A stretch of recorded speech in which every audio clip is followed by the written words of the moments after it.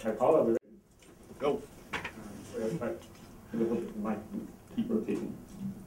So the panel is titled Python Introduction, and it's all about deploying and using Python in production environments. And to start off with, I'm just going to ask each panelist to introduce themselves. The panelists have one mic, so panelists, if you have the mic, you can speak. If you don't have the mic, don't speak. The same applies to the audience. Neil at the back has the question mic. So if you want to ask questions, just raise your hand. Please keep your hand up until Neil has had a chance to see it. And lastly, we have from one of our sponsors, DBD. We have the USB flash sticks.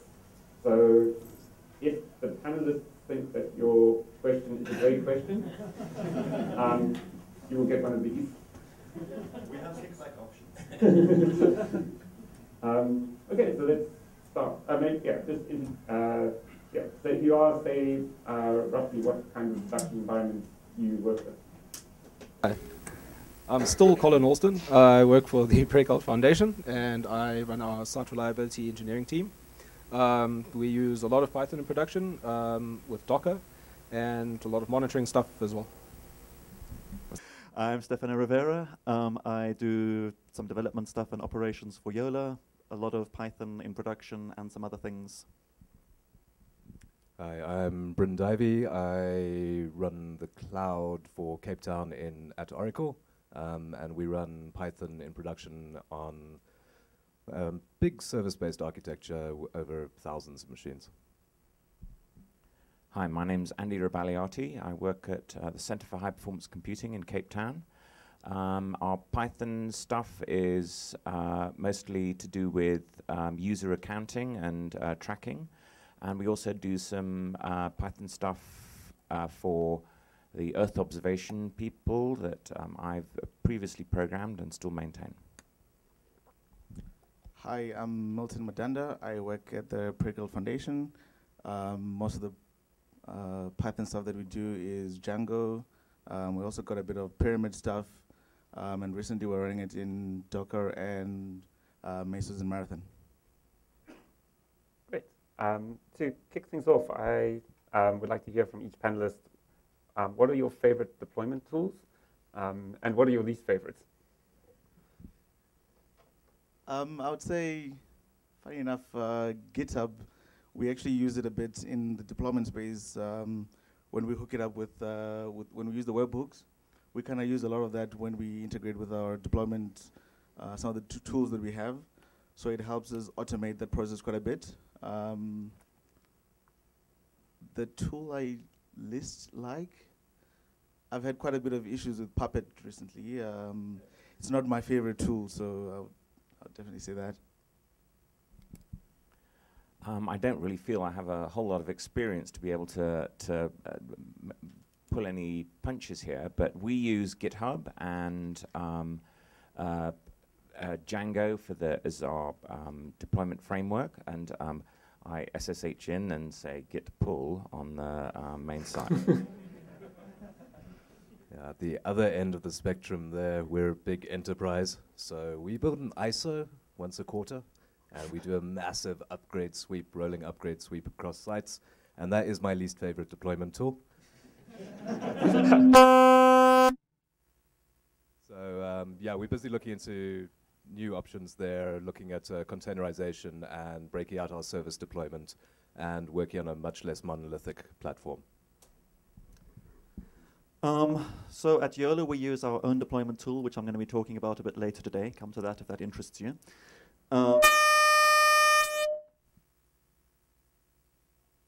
Maybe I aimed the microphone in the wrong direction. And otherwise, outside of work, a lot of my Python deployment is a SSH into box and git pull, because when something's running on one machine, that works. And simple is better. So we have a couple of 100 machines, so SSHing in and doing git pull would be really horrible. We have our own custom deployment system. It's an open source project called SideLoader.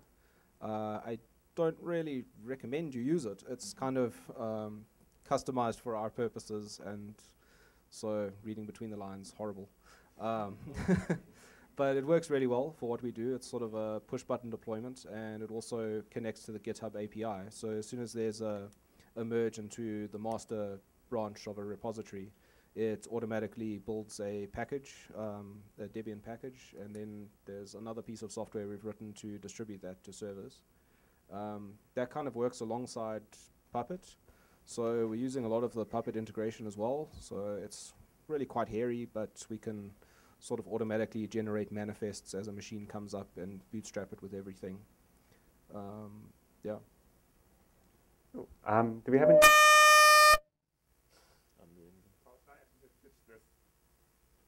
Well, we don't. Which microphone is doing it?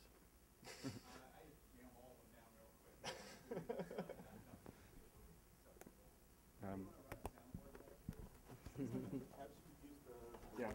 Can anyone operate a sound mixer? I can, but that doesn't help. So can I. I suspect. No, that would. Okay. So, are there any questions from you? Well, use a microphone, Simon. Yeah. We have a hand.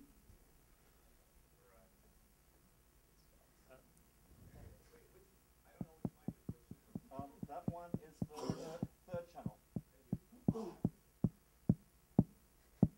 All right. Can you guys hear me? Okay, so I've got a question around kind of the build process and around deployment as well a little bit. So what we do is we build a package for an application, and that's ideally we'd like to put all of our wheels into that, but it doesn't work very well because, yeah. So it doesn't work very well because you have to build the wheels per distribution and depending where you link them against and things like that. So if you build a wheel for PyCrypto, it doesn't work on Ubuntu 10 and 14. So ideally, we'd like to move towards Estes or something like that, but wheels seem to be the way that everyone's going. So, like, what is the answer to packaging? Oh. Okay, Stefano? So our solution to this is you package the application separately to the wheels, and the application has a requirements txt in it, and we hash that and build a virtual env for each platform that we're going to be deploying it on for that requirements txt, and the deployment system then knows how to find its virtual env, and it all just works. We actually do exactly the same thing, pretty much. We just cache all the wheels on each individual server, and then when there's a new package, it'll go and update the virtual env for that piece of software, and then everything just kind of works. Docker is probably looking like a slightly better solution for that, if you can produce images, but that I don't know if that solves the distro version issue that much. Wait for only if you've got a microphone, so you can't. Hi. Sorry. So how much of your deployed Python code is Python 3, and why so little? Well, 0. 0.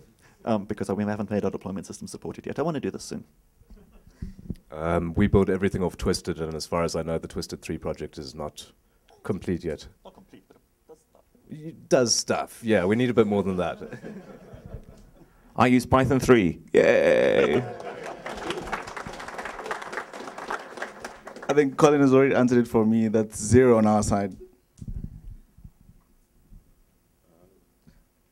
There was a follow-up question on this side.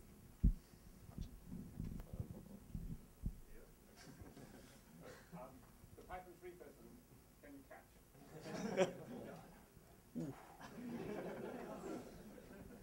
So it's more of like a just short follow-up as opposed to a question. So we tried building a wheels or some wheels for like which included 0MQ and some of these things, and we found that it broke on the same distribution because of like one minor version difference in libc.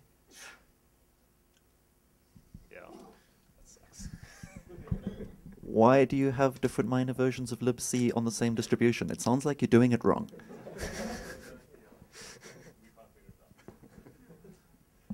Yeah. So I have a question that's probably aimed at Stefano. There was a lot of noise and furor out the Debian's move to System D. Of course, that question had to come up. Yeah, a lot of noise, a lot of anger. How did that go, and what kind of did that cause problems in deployments? As I understand it, most of that noise came from outside the Debian developer community, but on our lists, and so we all wanted it to go away. There were some systemd zealots who kept posting to the mailing list under false names that had to be banned repeatedly, and there were anti-systemd zealots who were posting under false names and banned repeatedly. As to how it affects deployment, there's no stable release with systemd yet, so it doesn't really affect us. The next release will probably tell. So from the Debian developer's point of view, I think it's mostly a non-issue. We went from one init system to another, and life goes on. Hi. So I hear a lot of you guys are using Docker. I'd like to know, are you guys using it as part of your build process, or using it as part of your deploy process, or both? If so, what teething issues have you encountered, and how have you got around them? For example, lots and lots of Docker images lying around, etc., that kind of thing. Yeah, that's a tough question. Sure. Well, we use Docker in both the build and deployment process. So one of the things we also have is Docker Hub inside Docker images itself for certain projects. The biggest difficulty we have there is keeping some kind of isolation between different things, because we have a lot of projects that sort of hit on regulatory issues or copyright issues and stuff. We have to keep those code bases separate and make sure we have partitioned access to them. It's not really something we've completely solved yet. We're still kind of looking for ways to do that. So, but essentially we just build images through our build system. Those get shipped into a Docker hub. Not a Docker hub, the sort of registry, sorry, thanks. The private Docker registry for that project, and then it just kind of gets deployed through Mesos or through Puppet. Anyone else? I haven't got much to add there. We're really early in that process as well, so it's a learning curve, and we're doing a lot more of our build is going onto Docker, but I think there are going to be environments we're moving from, if you start in a single deployment style and then trying to move to a containerized or image-based deployment style, it's a long journey. Nothing to add, we don't use Docker. Part of the same projects, we also have a public, we also make use of public Docker registry. So we have automated builds that build on the public Docker registry, and we mostly pull those images in using Marathon and Mesas. That's how we're using it. So we still early on in the stage, but we haven't encountered too many issues with related to Docker itself. All I have to say is we don't use Docker because I don't see anything that I would gain from using it. I don't want my applications to rely on some specific environment that I can only create a whole system image of. I would like them to be able to run on the same machine as other stuff. That means that developers can run it on their own laptops, which might run a completely different operating system like this Mac thing, and it generally is going to lead to more reliable software. Right. Hello? Okay. Are you guys completely committed to test-driven development, and if not, why not? That kind of depends on the developer and the project velocity. So sometimes there's no money for tests. It really depends. But for the most part, yeah, we are pretty committed to test-driven development. Everything has to have a Travis CI set up. Our deployment system will run tests, and it won't deploy something unless the tests pass. So something kind of has to go through a whole workflow. So we use the Git Flow system. So you create a pull request according to a feature branch that will get tested in isolation. Then there's a merge that gets tested again. Then a release needs to be built. and that will get tested again. And then when it comes to actually building the package, there's some tests we run again to make sure that nothing has somehow slipped through the cracks. And yeah.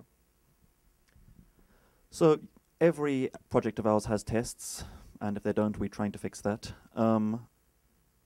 Some tests are a very personal thing. Some developers do test-driven development, others don't. It's hard to change people on this, but we try to encourage it. Again, our build system runs some tests during build, and if they fail, that'll fail the build, but you also don't want the build to take too long, because you want to be able to get changes you've made into production as quickly as possible. So some tests are run out of line of the build, and if they fail, you'll only find out after you've deployed it, or maybe even after it's got to production, but I think that's a risk you take when you want fast deploys. Yeah, that's not really a sort of path which we can take. Enterprise customers kind of frown when things just break when you push. We do have a very strict testing workflow, so anything which is going to be merged goes through a check-in pipeline, which does take 4 hours for the normal check-in pipeline, because we have to build ISOs, spin up machines. You know, it takes 6 machines to run just the basic software. So it's a much bigger problem. And that does inhibit the workflow. It does inhibit developers from moving fast, but it means that you've got a slightly more stable product. Test-driven development, as in writing tests before, that comes down to the developer, but things have to be tested. Go back to our workflow. It's pull request based, and we're running tests on every commit. So by the time the pull request happens, all the tests will definitely be done, and it'll be obvious on the pull request if the tests are passed or not, because GitHub has an API of telling GitHub whether your tests are passed. There'll be a big red box and do not merge if the tests have failed, which generally means that they're going to be passed before things land. We should write more tests. Most of the projects that I work on are quite small, so the tests are normally quite quick, within 5 minutes. So there really is no excuse not to have tests in the stuff that I work on. So we definitely require that the software that we write has tests in them.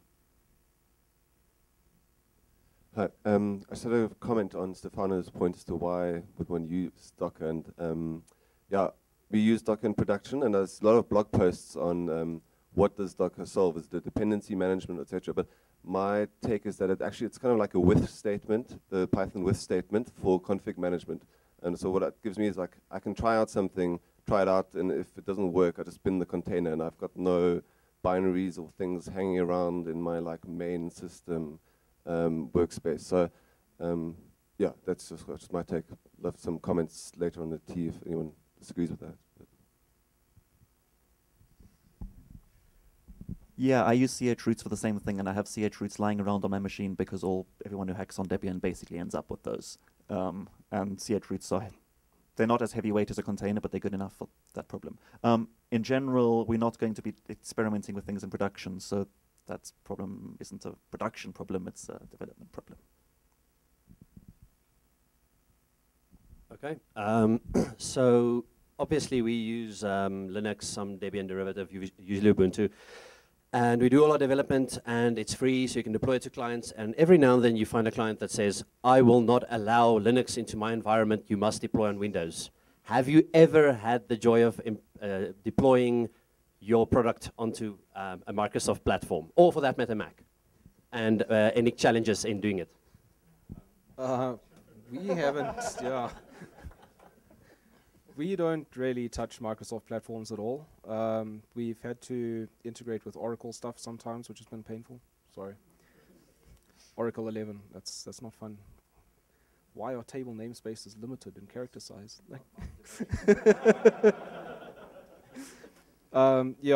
Honestly, I think the worst thing I come across is in the Linux space with deploying to infrastructures that are just so old. CentOS 5, hands up who's running CentOS 5. Like, please, no one.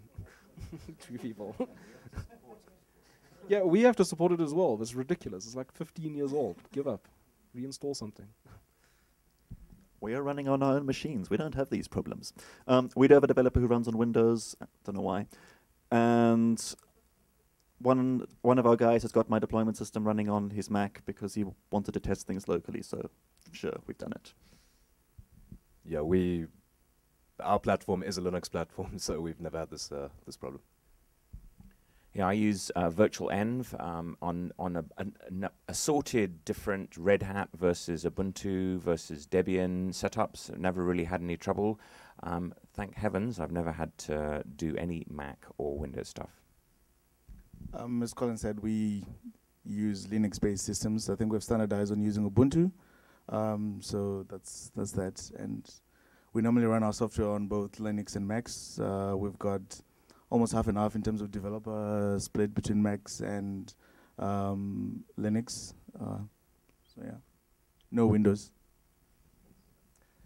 I actually have had experience with software Python on Windows. It's not pretty.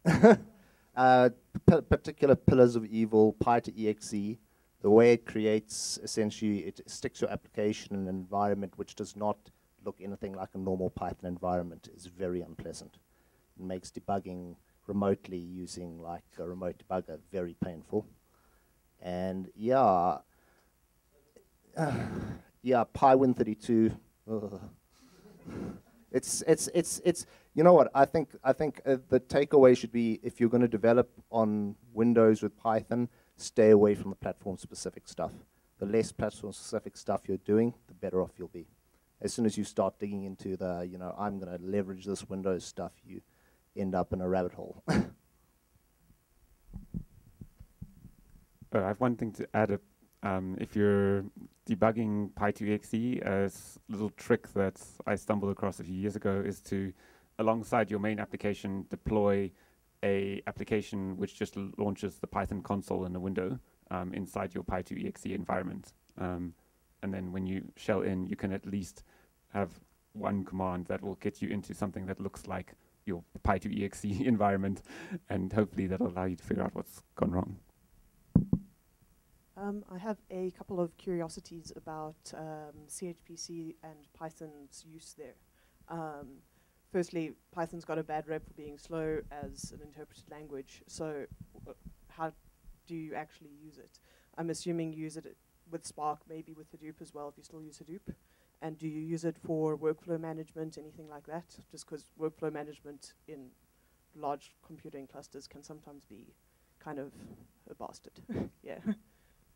So the Python setup, the cluster computing angle, rather than our web-facing stuff, runs CentOS 5.8.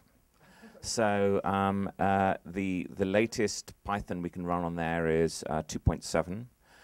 I have run some Python stuff on the cluster, and what I do is I just run parallel threads. I don't have a single Python program that uses multi-core. I just split the problem up into different problem spaces, and I run that Python program on a bunch of different data. I think that Nicolette possibly can help you out on that one, but actually there's someone over there. Yes. Hi. On the cluster, I've run and we have users who are using MPI. That's the message passing interface. So we use the MPI for Pi module for that quite successfully. That builds nicely with OpenMPI. In addition, we've also used CUDA via PyCUDA on those compute nodes that have got NVIDIA GPU accelerators. And that's basically how we speed up Python and use it for real big jobs on the cluster. And interesting enough, between MPI for Pi, which can be quite a thin wrapper to the MPI library, and NumPy, the performance penalty is not that big. The interpreter is mostly calling these very fast C and Fortran libraries to do the real heavy lifting, so you don't notice it much. The users who have used MPI for Pi, for example, have praised I guess what you could call the total time to solution, because Python is just easier to debug and write. And you don't have that compile cycle either, that compile, edit, debug cycle.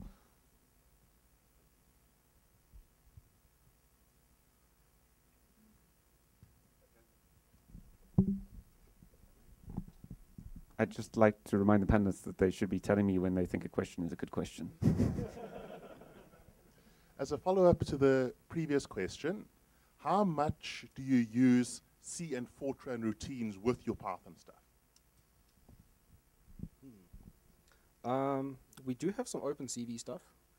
and that uses SciPy to do a bunch of image analysis on streams, and we kind of do a bunch of dimensional reduction to make some data that we can actually monitor and trigger alerts on.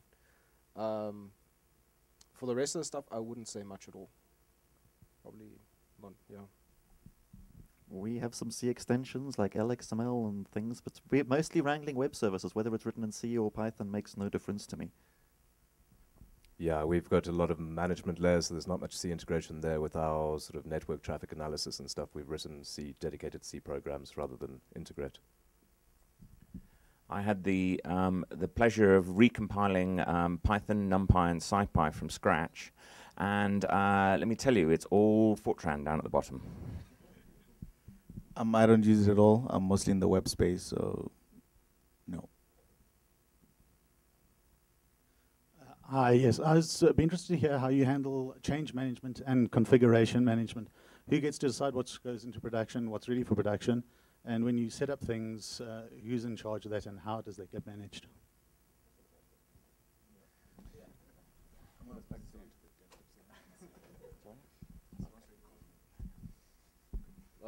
That's one question now.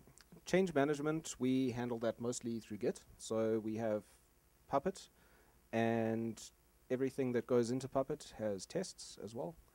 Puppet testing could be a heck of a lot better, but this is not RubyCon, so I'll just stay away from that. Yeah, so everything that goes into Git for a Puppet recipe has to get peer reviewed by somebody. It comes in as a pull request, then that gets merged in and tested, and then only that gets signed off to go into the Puppet master server to be distributed to servers. And pretty much the same workflow applies to our software. We also have a QA workflow. So our deployment system, it goes through a bunch of stages which can be defined per project. So first deployment will have to be pushed to a QA server or a staging server, and then the QA team will check it out. They do a bunch of functional testing to make sure whatever it's doing is doing it properly, and after then it gets approved for deployment to production, and then we can basically just push a button that will shift that build. And in some cases we also support sort of emailing a set of people and then waiting for a quorum of votes to come back and say, okay, this is ready for production deployment. So as I said, we try to move fairly quickly and have as few blocks in the way of developers as possible. So developers have root on all the servers. Not actually the database masters, but that's fine because they mostly wouldn't know what to do with them. That said, they don't use that root power very much except to deploy things. And the change management process is that if you want to make a change to something, you're going to make a pull request in GitHub. This is whether it's code or chef or configuration. It's going to be reviewed by somebody. And if that person feels confident to review it, they can say thumbs up, you can land that. Then it's up to you as the original developer to deploy it and release it in your own time. On your way, you can run it on an integration environment, which is our entire stack on one machine that any developer can spin up whenever they want. And once it's gone to master, it's going to be automatically deployed to the QA environment where you are expected to go and test that your thing actually does what you expect before you release it to production. That's about it. As for the chef stuff, not all our developers know how to wrangle chef because it's Ruby and it's kind of different to their normal world. So the operations team mostly takes care of that, but anyone's welcome to fix anything they want to. With regard to production, we've got a completely separate team who runs our sites. To touch those, you need to go through a separate VPN, which has a token, then through a Bastion host, then through a separate password for each site which is run, and then you have very limited access to the production environment because enterprise. Yeah, so the actual level of change management there is minimal. You know, once things are deployed, they're out there until the next version comes along. With regards to actual QA, again, we've got a massive set of check-in tests, and then we release to a separate QA division, which for some reason has 4 times as many people in it as the development division. And then, yeah, they're the ones who actually sign off on what gets released, and that goes up the chain to people in big, shiny buildings in Santa Clara. We have a very small development team, so basically we've each got our own testing environment. We check it all out. We do everything through Git, and we just agree amongst ourselves whether something's good or not. Just to add on to what Colin was saying, most of the madness happens in the staging environment. So most developers will have access to the QA environment, but from there on, there's very limited access to the production environment. And since we package everything, usually there's not any change between QA and production. Yeah.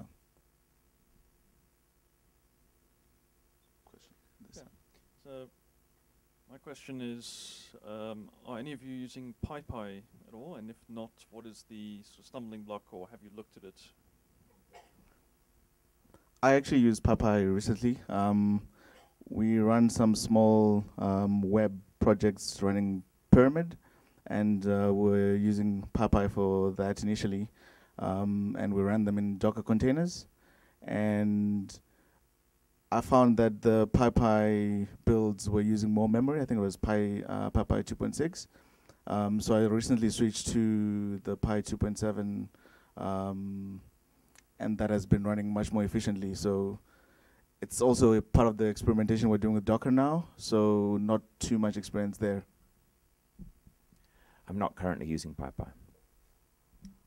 We've run our entire stack under PyPy, just out of interest for testing. We've taken a while to move there because of, again, we've got a lot of twisted dependencies. There was a time where the SSL libraries, etc., were not ready for PyPy. That's changed in the last year or two. But now, yeah, it's definitely something I want to push. Anywhere which we can get quick wins for performance is great. Performance isn't an issue for us. Most of the servers are running at less than 10% CPU usage. Why switch to something that's going to be far harder for us to deploy? We wouldn't be able to use Apache Mod Whiskey anymore. We'd have to run it a different way. It's unnecessary effort. But we do run tests on PyPy when we've got tests on Travis, and they usually pass. You should really not use Apache Mod Whiskey.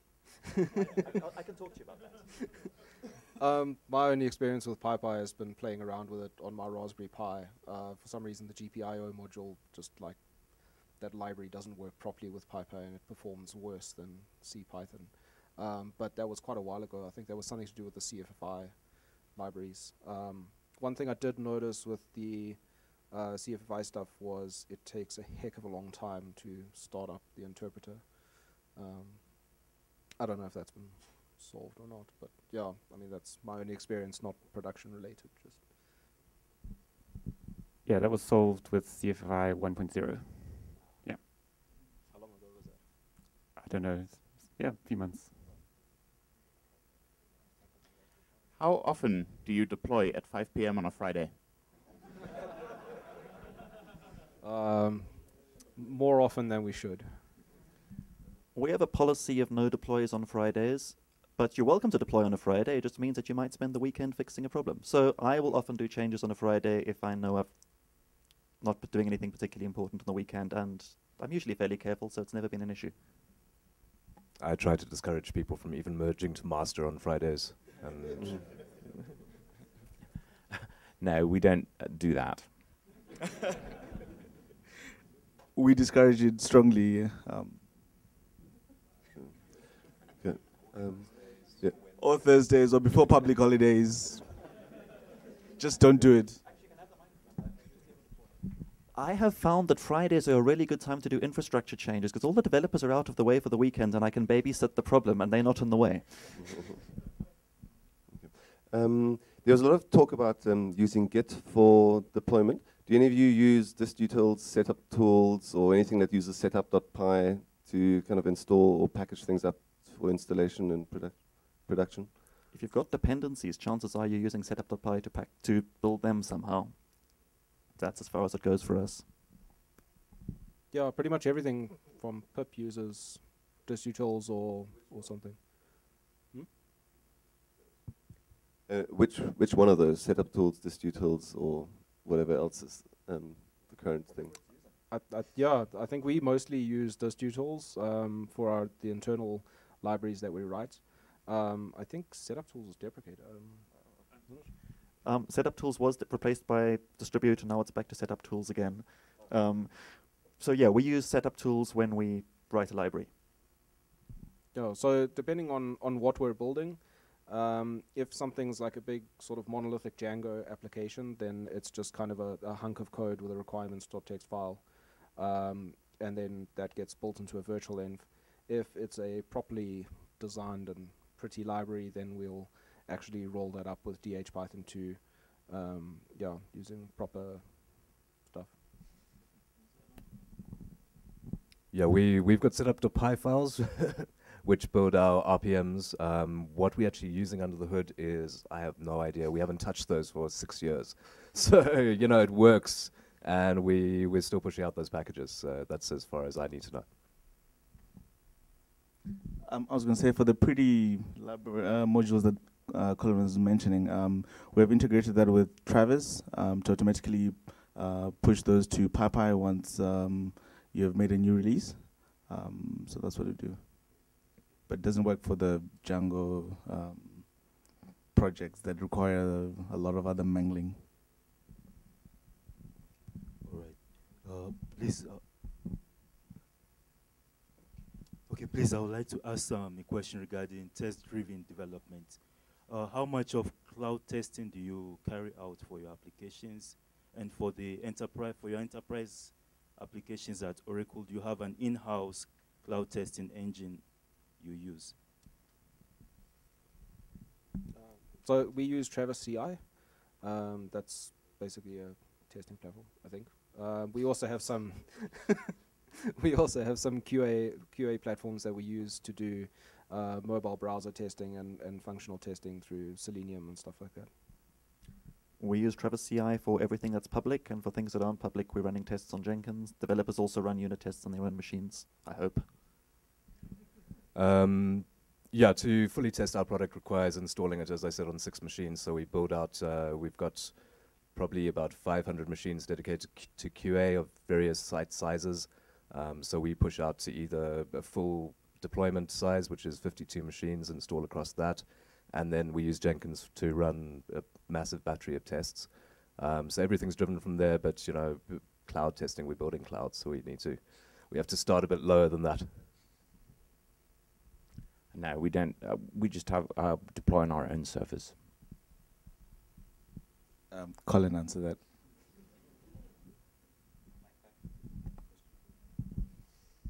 I have a question for the panel, following on from that. Who has a cron job to restart Jenkins every night? No, not a problem. Yeah, we've got a couple of 1,000 jobs in there, and it seems to just work fine at the moment. So we might be running on slightly bigger hardware. No.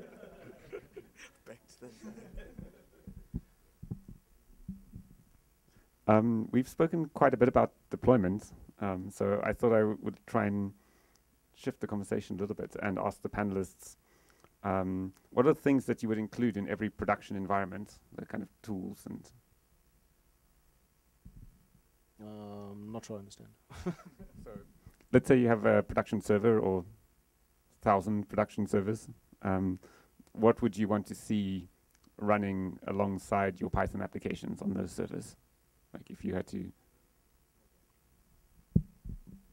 So the main thing I want to see is monitoring. So we've got a system that I've written called Tensor, and that gets metrics to Riemann, and Riemann is our primary monitoring system connected to InfluxDB.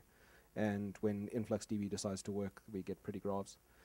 Other things alongside it, we use Supervisor very heavily. Pretty much everything we do is managed by Supervisor. Some of it's driven through this Supervisor API from remote systems. Just trying to think what else. Yeah. Most of that world is not Python. The applications are Python and the other stuff is other stuff. So yes, monitoring systems, all the kind of utilities I want on my Linux machines, and I don't know. Well, we've got some Python stuff which actually handles our deployment, our initial on the production machine. So it's basically a distributed init system. which handles dependencies, running processes in the same place, etc. We've actually moved away from that towards Monet. Reasons here and there, but that was quite interesting. We've got, we push out to StatsD, we've got Graphite running, we forward all our logs to external Elasticsearch, very large Elasticsearch clusters. And then we've got a bunch of internal tools which are very specific to our needs. All of our services are introspectable as well, so once you're in there, you can find out what's happening. Certainly monitoring, for sure. We've got Ganglia for our main clusters, which is visible internally. And we also use netmon in various machines, but like nothing specific to the Python deploy. From the application running point of view, we're moving strongly to Marathon and Mesos. That's part of the monitoring and deployment, just so that we can be able to manage a lot of the applications that we're rolling out.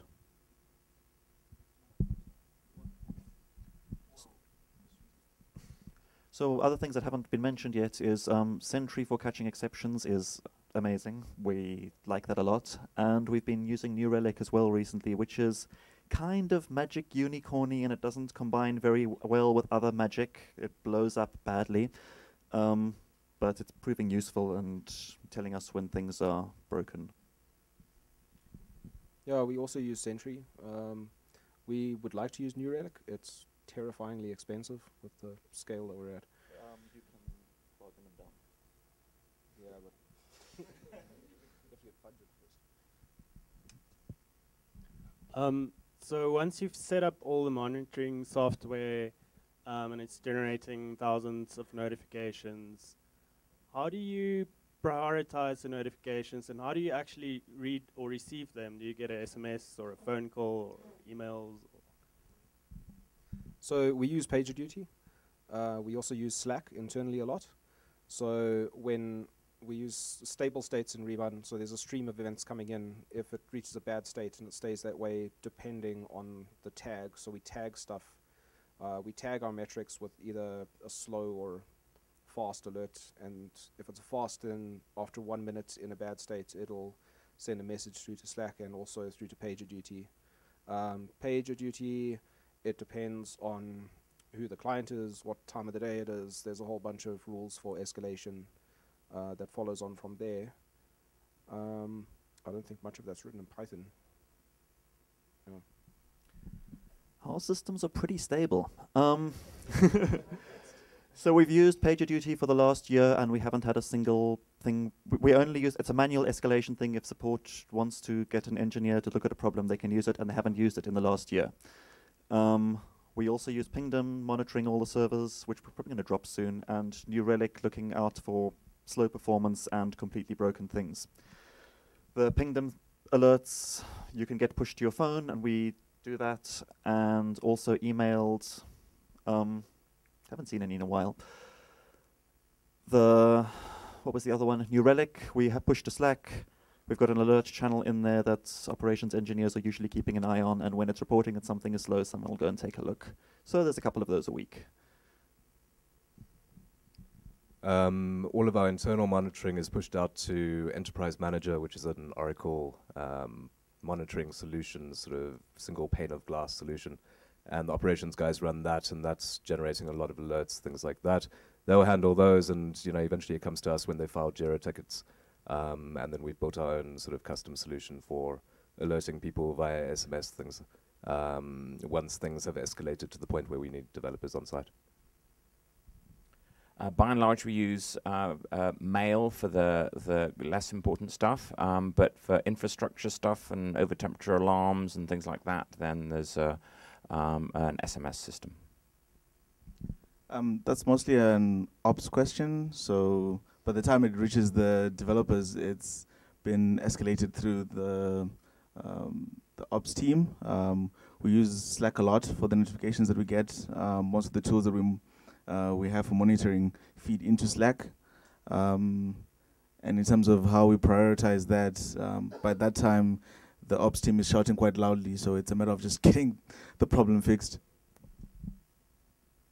Do you guys use PyCharm as an IDE, and when it goes subscription in November, do you plan to carry on using it? Personally, I use Emacs, but a lot of our devs use... Yeah, let's not start this. It's Python. A lot of our devs use PyCharm. I've used it once or twice. It's a great tool. If it does go subscription, I haven't been following this because I'm not personally attached to this, but I know that most of my office uses it, so we'll definitely be buying subscriptions if necessary.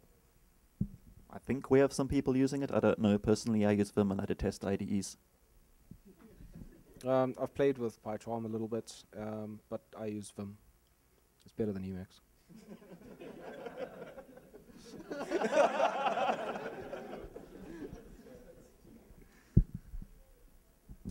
I'm a Vim man myself. I haven't used PyCharm.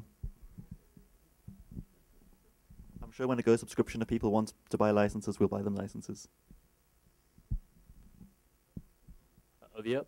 Do you guys run any static analysis on your Python code bases for security vulnerabilities or just general missing variables and stuff like that?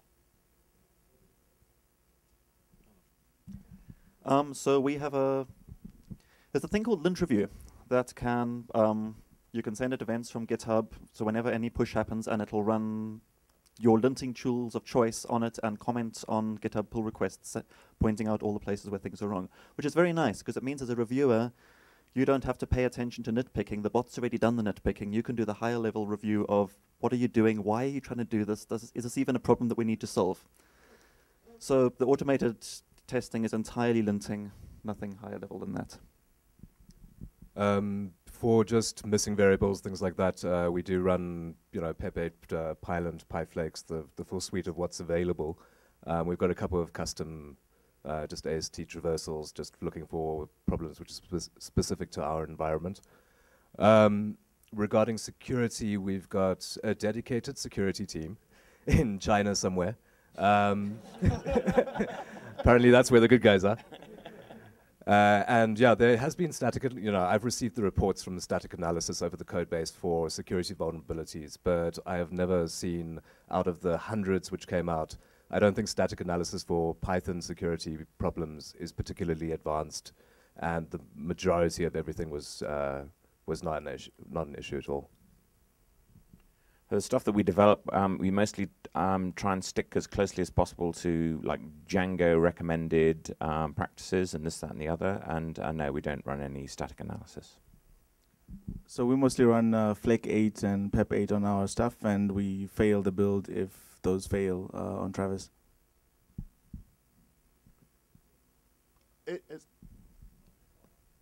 As any developer knows, debugging is something you have to do. So my question is, of all the bugs you've had to track down, which was the most obscure and hardest to find?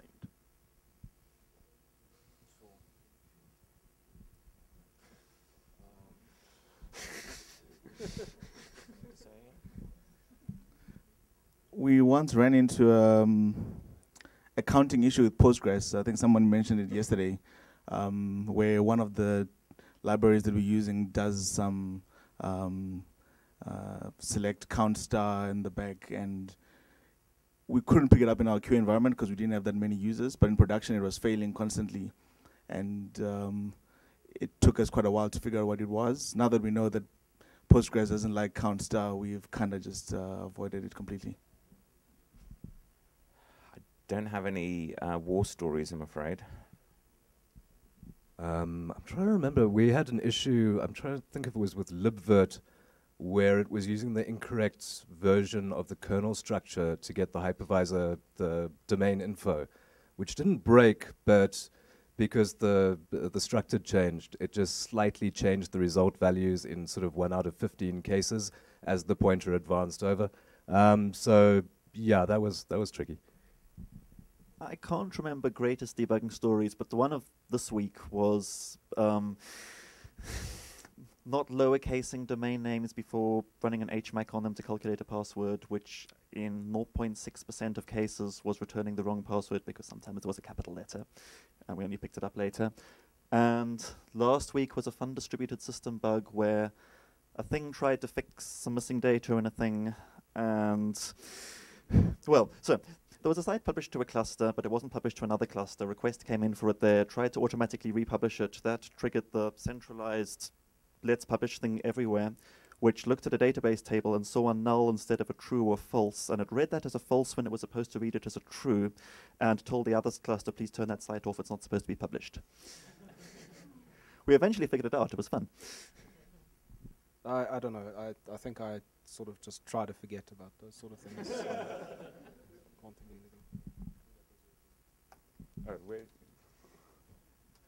anything. While we are on war stories, what is your worst deployment nightmare? Well, sort of nightmares are things you also want to forget. Worst deployment nightmare. I can't think of one with Python. Generally, the nightmares tend to come from stuff like Django South, when your migrations just end up collapsing in a giant house of cards and destroying your data and leaving you really scared and terrified and poking around your database trying to figure out what is going on and what state you're actually in now. That can get pretty terrible when you're deploying to production if somehow something has slipped out of band. 2 months ago, when I was at DebConf and getting on a bus to go up a hill to the party at the end, a developer landed a South migration that wanted to add a column to a, I don't know, several million row table, which requires a full table lock for a while. And he didn't know that because he's never done that before. Now he knows. And there's a very nice tool for this that Percona makes called PT Online Schema Change that does magic with triggers to let you create a new shadow table, live copy data across to it, and then swap them in a moment later on, which means you don't need a full table lock to add a new column. But in general, don't try to mess with database schema changes in MySQL. It's just a bad idea. Well, the worst deployment nightmare is always the current one. Yeah, at the moment, since we've got a very, very complicated system with many, many services running, and there's firewall changes, which we're currently having to do an upgrade, and the upgrade process itself is non-deterministic. We're getting failures in the tests there, which has required dedicated developer drop everything, all hands on deck for the last couple of weeks. So, you know, it's always going to be something, and the more complex your app is, and if it's not designed for deployment in the style which you're designing it, which is the case in our case, then, you know, it's something which needs to be worked on. And there needs to be significant developer involvement in deployment and, you know, developer expertise thrown at it. Something that I find, particularly on our production cluster with Python stuff there, is that I run on my laptop latest everything, and the cluster is running CentOS 5.8. Okay, so it's always ugly going that direction. I would say dependency hell.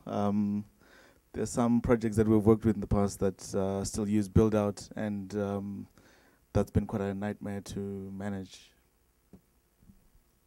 There's one that I do remember is that recently with all the SSL 0 day, this, that, and the other, somebody removed the SSL library in preparation for loading the newer one. Well, there's a lot of things that depend on SSL, okay, and after that, even CP, apparently, okay. So, yeah, it was reinstall. What do you guys use for centralized logging? You know, like Logstash or Elasticsearch, or do you guys use Papertrail? Where do you guys see all your logs in real time, like log monitoring? So centralized logging is a difficult issue for us. On the one hand, we have to protect people's privacy, and a lot of that data can't be stored alongside other data because we're running a lot of systems for a lot of different places. If it gets centrally logged, then it makes it trivial to kind of establish somebody's identity along with all sorts of other personal information, because it essentially puts it in one place where it can be related. So for the most part, we just avoid doing centralized logging at the moment. If projects need it specifically, then we use Elasticsearch. We've built our own set of tools now to ingest those logs directly into Elasticsearch, so it just goes straight from the machine into Elasticsearch, and then using Kibana to provide an interface to manage that. We try not to Yeah. Yep. Centralized logging's hard. So for the high traffic stuff, we're not pushing any of that to a centralized system, and really, we don't need to look at those logs. There's nothing interesting there. For some, we don't even take logs for the really high traffic stuff. For some other things, we're using an old Splunk, and we're looking at switching to Logstash in the next month or two, I think. So centralized logging is hard. We use Elasticsearch as well. Yeah. And then we push, we've got gigs of logs an hour, and then we find that most of the time no one ever looks at it, and then they turn off various levels of logging, and then something goes wrong, and you need those levels of logging because that's where the stuff is. We've also managed to bring down multiple production sites, well, not to the end user, but to bring down internal services due to rsyslog forwarding to Elasticsearch, where rsyslog can't contact Elasticsearch, starts spooling everything up, uses gigs of memory there. Things go down, out-of-memory killer comes in, starts killing off Zen. Centralized logging is hard, and you've got to be very, very protective around how stable is your system going to be. Can you degrade logging before your system degrades? Yeah, we don't have centralized logging. We do have, particularly for the main scheduler for the cluster, we have a system where we post-process those logs in order to put information into the database and track all our users and this, that, and the other. And so there's a system just for copying the logs across to another machine where we do the post-processing, but no centralized logging. I have an ops team that worries about that. I don't have to. I think that deserves he wants the mic. Is the reason why you disable the various levels of logging because of extra processing, or is it because of just the volume of logging that would be produced? Because I suspect that logging is actually extremely compressible. So, like if you do go clever about it, you can probably save it all if you really want to. The scale, yeah. We're talking, if we don't go down to debug level, we're talking hundreds of gigs an hour. And to get it into Elasticsearch, index across it, and then actually compress it is a hard problem. We're running large Elasticsearch clusters, but I'm always shouting at the ops team to add more disks, because they keep telling me to turn down the log level. Yeah, I would say at scale it is a major problem. It's very easy to underestimate just how much logging information you can generate across multiple servers. At my previous company, we were generating 11 terabytes of logs every hour, which was...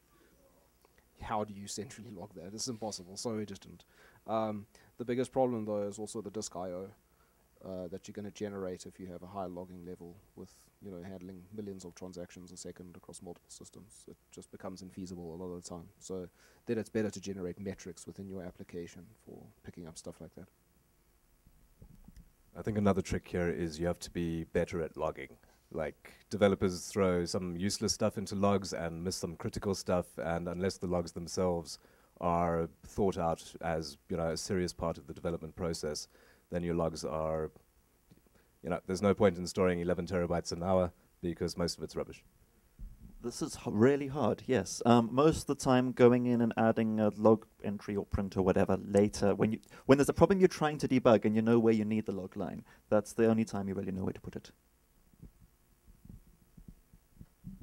I just want to say that we're 5 minutes into tea already, so I think we have time for 2 more questions. That would be good. On the logging front, there's a Python module which captures all of your logs in memory and flushes them when your process dies. It does some really interesting stuff like segfault catching. But it might be worthwhile looking in. Unfortunately, I don't remember the name offhand. I can look it up. No, in answer to the twisted question, it's not twisted compatible. Apache versus Nginx, uWSGI versus ModWSGI?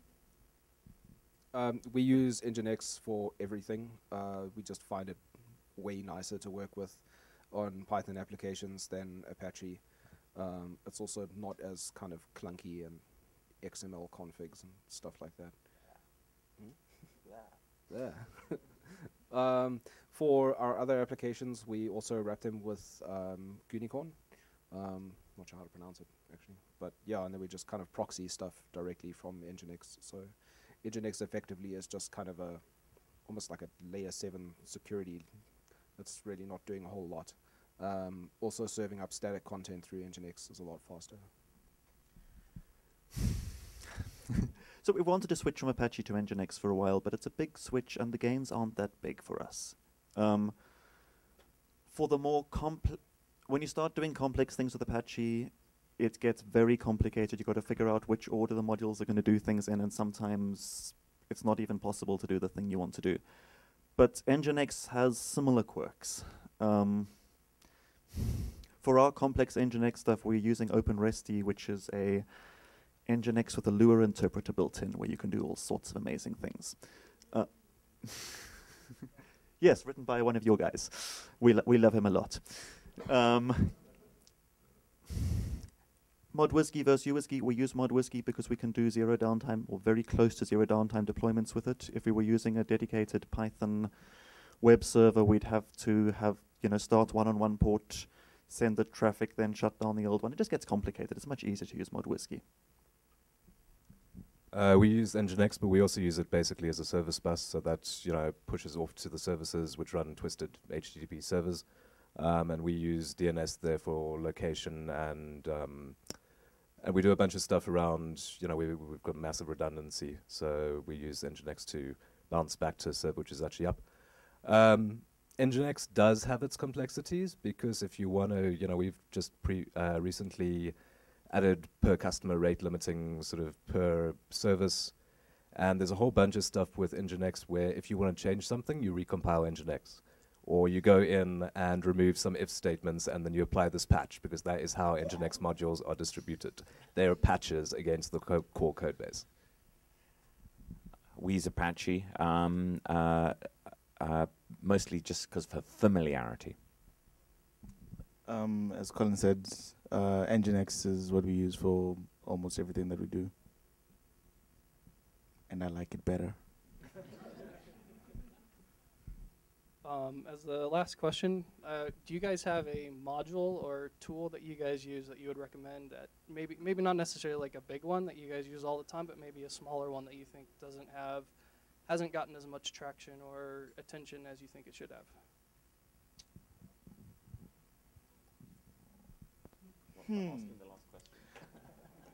So we've recently worked on a module called Elastic Git. It's in our one of our attempts to scale content. So we're using a combination of Elasticsearch and Git to basically store content. It's open source, it's out there. We've been using it internally. Yeah, check it out. It's got docs there. We do a database backup with a Postgres dump, and then there's something that sorts the dump so that it's not very different to the previous dumps. And then we store it in Git, and I love that. It's great. Within Twisted, it's quite hard sometimes to recommend modules. It's quite a closed ecosystem. So I don't think we've added anything recently which is useful there. We find we have to write everything ourselves. We have, something which wouldn't be of help to anyone else, but the concept is we've built modules on top of Fabric which understand intimately our sites and what services are and how to access things and stuff like that, so we can interactively walk through very large sites from the Python command line and manage them from there, which is great. There are a few Python modules that we've written and not many other people use, but I think are pretty cool. One is demands, which is a wrapper around requests. And if it gets a response that's not a 200 or whatever you were expecting, it throws an exception, which is probably what you want. So when you're writing an API client for something really RESTful, this makes it very easy. I'm happy to demo this to you and show you some pretty client libraries using it. Also a library called Query List, which lets you take Python objects and search them as you would the Django ORM. So it's almost Django ORM for your models of some remote API. Those are the ones that jump to mind right now. I would say Twisted itself, actually. I think it doesn't get enough love, and it's a fantastic library. And yeah, everyone should write Twisted code. You might need to go and sit with a psychologist after figuring out how to write async code, but it's worth it in the end. Changes the way you think about problems and has some massive benefits. The other thing, following on from the last discussion, I would say HA Proxy is a fantastic piece of software.